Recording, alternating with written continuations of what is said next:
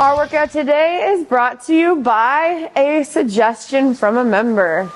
Today we're going to go ahead and be descending on the deadlifts, 10 down to 1, and ascending on toes to bar, 1 up to 10. You'll be alternating back and forth from deadlifts to toes to bar. So for the first set, it'll be 1 deadlift and 1 toes to bar. The reps will always total 11 if you get confused as to where you are. If you're doing the deadlifts, you'll do 10 deadlifts. And if you forget what number you're on, you'll go ahead and do the 11th rep. That's a good way and a good hack to kind of figure out where you are if you forget to swipe your board or you don't write one at all. Our deadlifts today are going to be a moderate light load. This workout is meant for you to move a little bit faster and probably a little bit more unbroken early when you are fresh.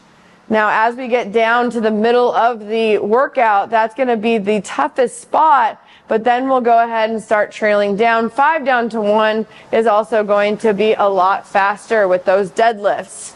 Now, if we get towards the tail end of the toes to bar, you may have to break it up a little bit more because the reps will start to compound on itself. We're going to start off with those deadlifts. Make sure that you have a good spine position. Even though we're intending to move fast, we want to move fast with a good focus on form, staying at the top priority. When we move to the toes to bar, we have full toes to bar. Singles is a way to go today, especially as we get towards those bigger sets. Just because you have to do singles, it doesn't mean it's slow. Sometimes the best of the best move to singles because they can keep cycling it in a faster manner than doing a bigger set and resting a little bit longer and jumping back up. If we need to scale today, we have a plethora of scales that we can do. If we need to, we can go into those L toes to bar, so keeping that body in the L. We can do some hanging knee tucks. And if you're somebody who's fairly new and still having a hard time getting that kip swing, we can go ahead and raise up the floor so that our feet stay in contact.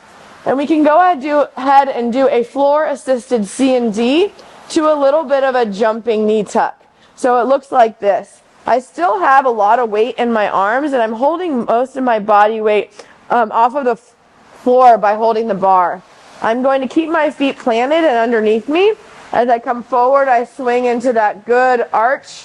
I'm going to come back into the C, and that's when I lift up my legs. So I can go ahead and go back and forth in this modified foot-assisted kip. And it'll allow us to kind of get into the pattern of what that kipping does, okay? So it's going to be back and forth, C and D, and we'll go ahead and get that moving. This workout makes you move a little bit faster than you want to. Lean into that, okay? It's going to be really important that we are trying to kind of push the envelope. We are getting ready for the open, so this is a great workout to play around with.